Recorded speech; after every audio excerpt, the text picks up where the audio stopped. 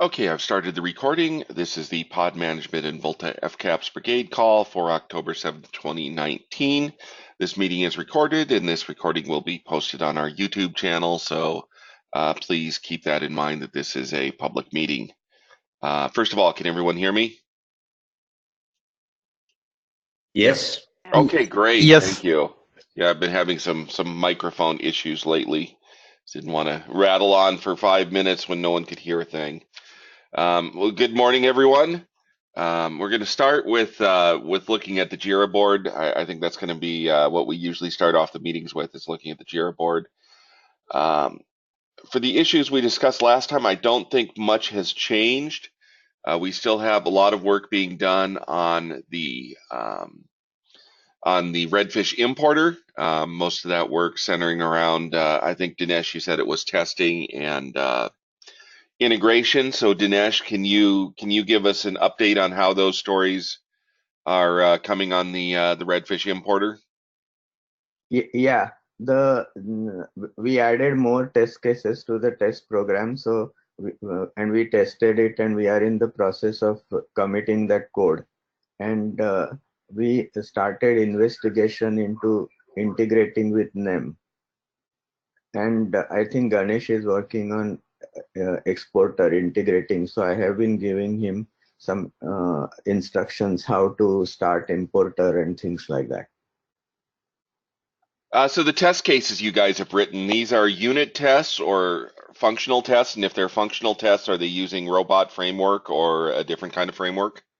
No, it's an independent program. It's not any framework or something like that.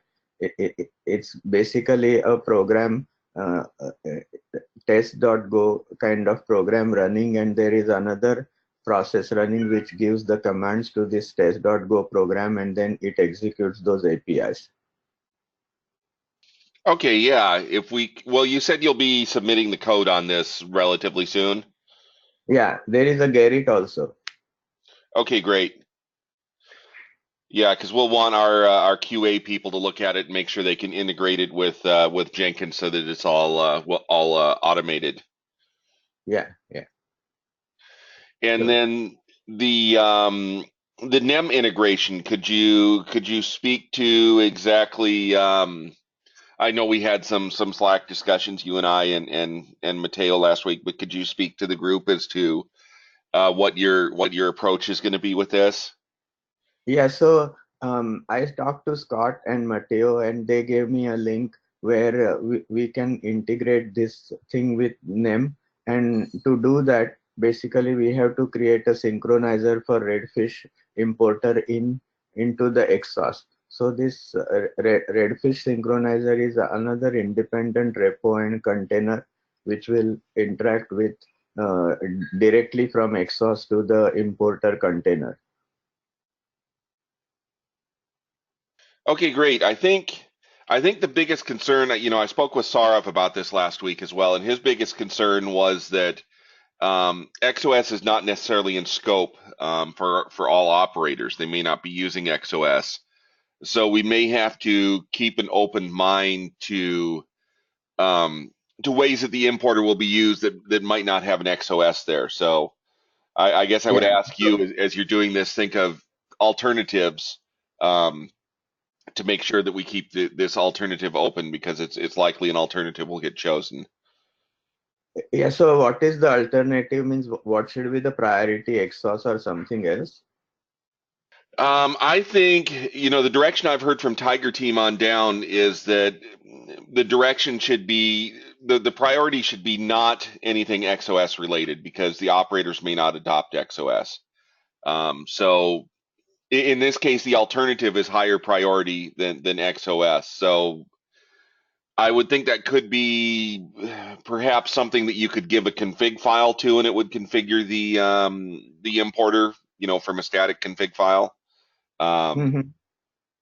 That's the direction I've been given from the top. That ultimately we do need to have that kind of solution where the operators can configure the importer without necessarily having an XOS running. So importer basically parses the config file and loads whatever there is a config file, that kind of interface. Yeah, it's still going to be important for the importer to be able to accommodate new devices over time. Yeah. So I think the API you've come up with is a very good idea. Yes, so I forgot to mention we are creating API document. So most probably tonight I will, if you give me the link of Google Docs, which you were saying, I can upload the document over there for the review. Okay, yeah, I'll definitely give you that Google Doc link, and I think that API will shed some light and make things easy to plan going forward. So, yeah, having the API in place as well as having some static configuration mechanism, which could just be some tool that you feed a config file and it exercises the API to configure the importer. I think Yeah, but either of those would make sense. yeah, but if user want to change the configuration, then they will change the config file, right? So there has to be some mechanism in importer which will be periodically looking at the config file and applying those changes. That's kind of approach. Yeah, what I was thinking was, I mean, I don't want to just go down too many routes here, but what I had in mind was perhaps it's a tool that reads the config file and then pushes those changes over your API, rather than the importer that reads the config file. That way you only implement one mechanism of configuring the importer. That's the API that you've already developed, and then your various operator specific tooling sits outside, Yeah, reading this config file and pushing it via the API, or doing it through XOS, or any of a number of potential configuration use cases. yeah. We need to think about this, I think. Yeah, I think putting some thought into this and coming up with an approach that supported this generality is good. And I think, although I haven't seen your API document yet, I think the API that you're working on is probably going to be the right approach to have in the middle there. Okay, sure. One thing to remember is if you've done a dynamic config, so you've static configured, then dynamic configured, and the container restarts, how does it get back to the configuration it had before it crashed? That makes So sense? yeah, so I think we have persistent data storage implemented. So when the current configuration gets stored into the file, and when container restarts, it reads that file and brings up the container with that configuration. So now you have agreed, and I understand that. Now the problem is my startup configuration, my running configuration are different.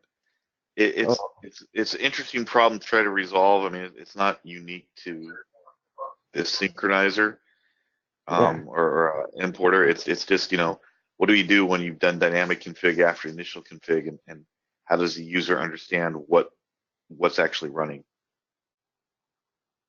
Hmm. Oh, you mean current configuration kind of thing? But isn't that the user like explicitly stating the fact that they are making some changes, and shouldn't they be expecting that changes should persist if the system started? I don't know why this is confused. Why this should be confusing to the user? The They person make making the changes, changes isn't always the person that is evaluating what's there. And when but I'm debugging, if something goes wrong and I'm debugging it, one of the first things I'm going to look at is that config file. no, that's And incorrect. No. I don't think that should be the approach. If somebody has made changes, the other alternative is anytime the system starts, I don't care what the previous employee or the previous administration has done. We're just going to go and assume that they are gone away. Now the configuration is the thing. I think the operators should know what the current configuration is by reading it if they need to. There's an initial setting, but the initial setting it's really invalid after the system has after the started. thing starts the first time. Right, invalid anymore. Because I mean, seriously, an operator can come and make the changes. If the system starts, I think they should expect, hey, I've already modified the settings. Let me see what the settings are. Alternatively, we can just go there, recreate the setting files as well and just modify it. But then again, the argument becomes who's changing the configuration file, the initial configuration file. Right. So if I go back to old time Linux, when I'm updating something, typically what I would do is I'd update the config file, then I do a hup -1, right? Mm-hmm. I do a kill hup type of thing, and it would reread the config. That's not something we necessarily want to implement for this capability because it's inconvenient, but it does change what the configuration file is. It really is an initial configuration, and an initial configuration only for the first time you start that process. And once, as you said, once the process has started, the configuration file is completely invalid. I mean, to make it more convenient, maybe we can have a functionality where we say, like, dump the new configuration to a file. You might want that might be very valuable, but it also means that I'm not sure in terms of the configuration file if it, do we have a configuration file, or do you start the process and then have a way to essentially push configuration updates to it? So there's not really a configuration file on startup because it's got persistence, right? But I do a load, if you will, of a configuration as opposed to it just reads the configuration file. Does that make sense? It's more of a dynamic config from the beginning as opposed to a static config and then a dynamic config. Yeah, this is sort of what Dave is describing is sort of what we did with SIBA. We would, with XOS, it's basically all dynamic through an API. And then we would have a job that would run via Helm chart on pod startup that would push some initial configuration via that API. And the job was just a one-time thing. It would run once on startup, and being a Kubernetes or Helm job, it would only run once. Once it had run, it was done. It would never run again. After that, you're purely in the realm of dynamic with a persistent backing for it. That's what we have today. But I think what Dave's comment is, what like after a little while, how do I know what the configuration is? Do I refer to the original file, or like how do I see? Maybe no. Under what Scott's saying, and it's kind of what I'm getting at. Under what Scott's saying is that I don't have an initial configuration file except that one-time job, so there's nothing really to look at. I would query the live configuration, and debug it that way. But what I think can be confusing is if, hey, when you start this process, I look at Etsy, Etsy foo.config to load my config. That may confuse users as opposed to what Scott was alluding to with SIBA, where the initial config is loaded completely independent of the process. Essentially, the process is a process. It's an API dynamic configuration, and then I have something else that uses that dynamic configuration API to give it an initial load. One of the use cases I would like to mention, I hope I'm following the right track here.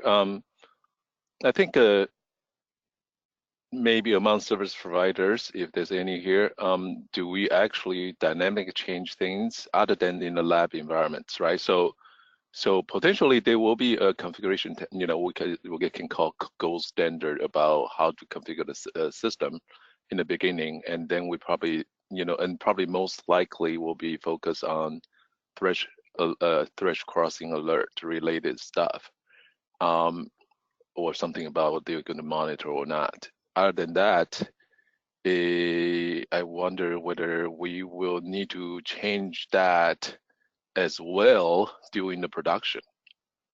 I think probably the chance we change those settings will be very, very rare. One example regarding to why the lab wants to verify that, wants to be able to do that is, I want to be able to change the threshold.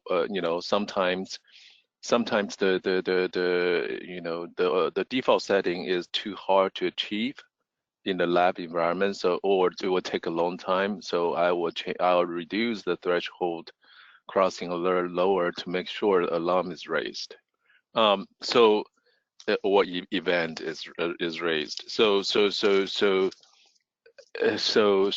production and the lab environment and doing the approval for use testing may be a little bit different. But I do believe in the production, probably if there's a way we can apply a gold standard templates, even including this area, I think that may not be the bad idea. There's definitely going to be cases where some of the events are going to be disabled, enabled, or the alert thresholds are going to be modified. It's practically impossible to go ahead and replicate the production environment in the lab. So they are going to start with a best guess implementation and then fine tune it going forward. And that thing is going to be, what do you call, very dynamic forever. Whatever they set the values up or the thresholds up or disable some events is going to change from time to time. So I think that they are going to use some NEM-like entity to set the values up. But I think maybe we should just go and do a little bit brainstorming.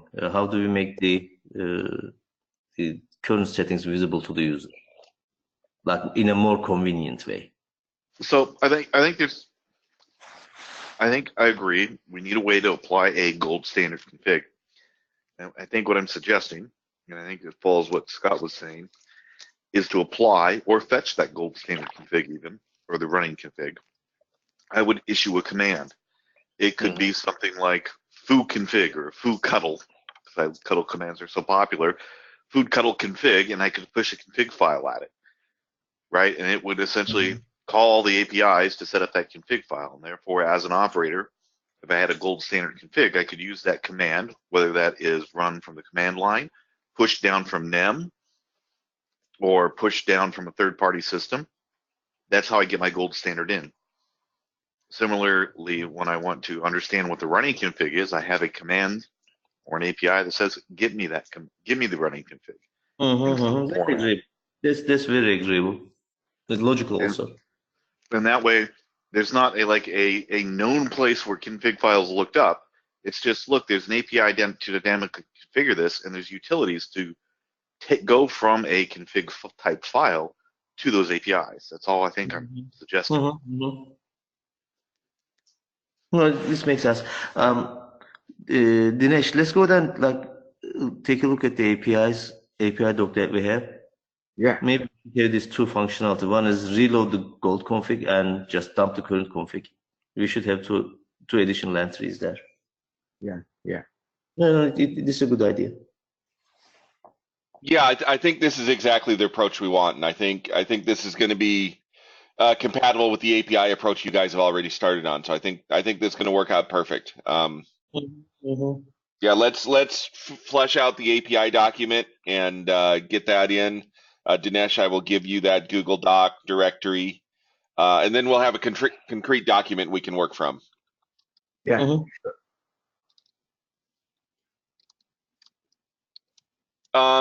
Anything else, Dinesh or Taskin, on this topic?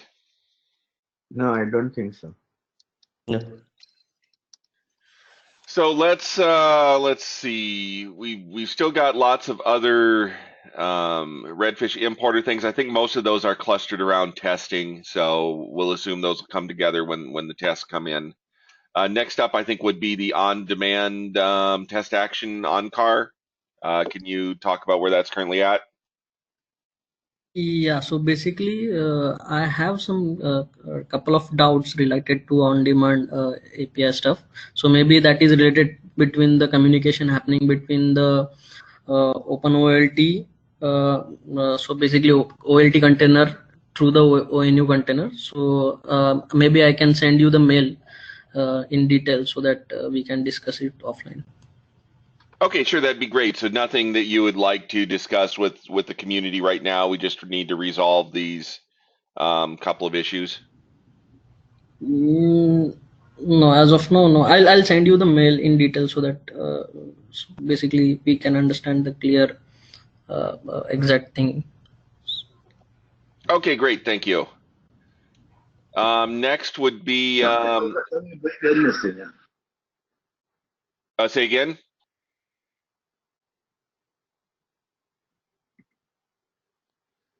Okay, well, next would be Ganesh talking about the Kafka topic exporter. Last week I got the location for the new PSME. The HCO team have worked on adding the capabilities on the PSME. So I could download that. I could install on my OLT, and I built it and installed on OLT, and I could observe all the parameters what we were looking for. Earlier, I was able to only see bias current, but with this new PSME software, I could see voltage, bias current, and TX power. So, these are some of the parameters on the SFP as well we were looking for, and I could find those. The next thing I will be focusing on is to implement support for these parameters inside exporter. So currently I was working with the importer. I could bring up the importer, but somehow I am yet to see these parameters on Kafka. So I was onto that. I get to see these messages there. Then I will start implementing on exporter. So do we believe that PSME is now delivering every piece of information that's called for, or are there things you're still looking for? I think yes, Scott. Whatever was we were looking for in the ticket, I could see those parameters in this new PSME software.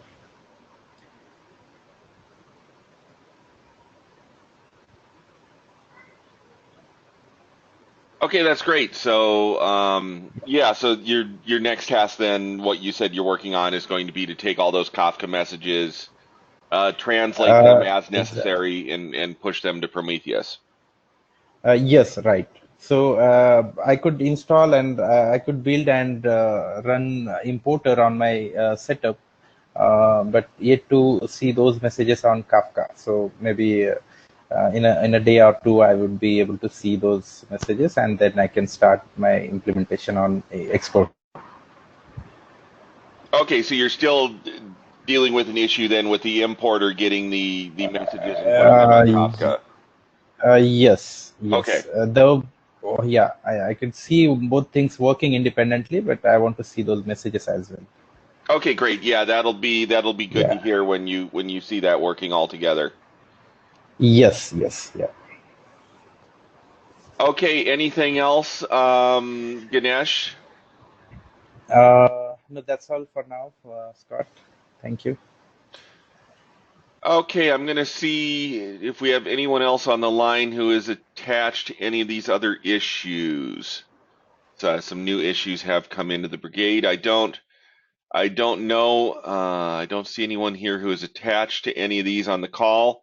If there is anyone on the call who does have work you'd like to have discussed here, just let me know and I can let you talk about it. If not, we'll try to pull some of these other people perhaps into the email thread or the meeting. It does look like we have gotten some new scope on the brigade. Some new work has come in. This probing stuff is new. I think that's from a new epic on cluster deployment and high availability. I think the probing has probably been discussed over in the stabilization channel a bit.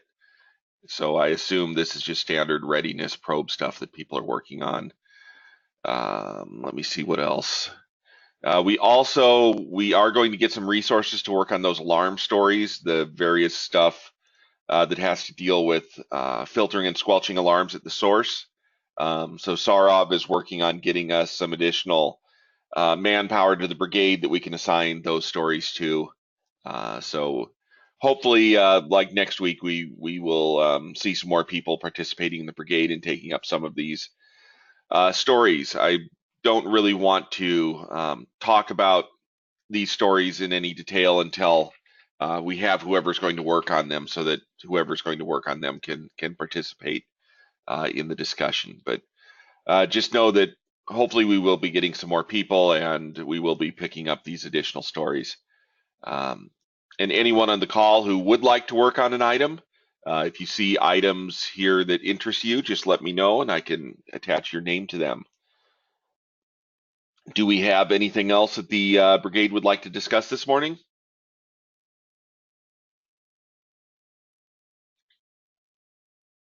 Okay, if that's it, I think we can conclude. I'd like to thank you guys all for participating, and we'll talk to you all next week. Thank All you. right. Thank you, guys. Okay, thank you. Bye, Thanks, everyone. Bye.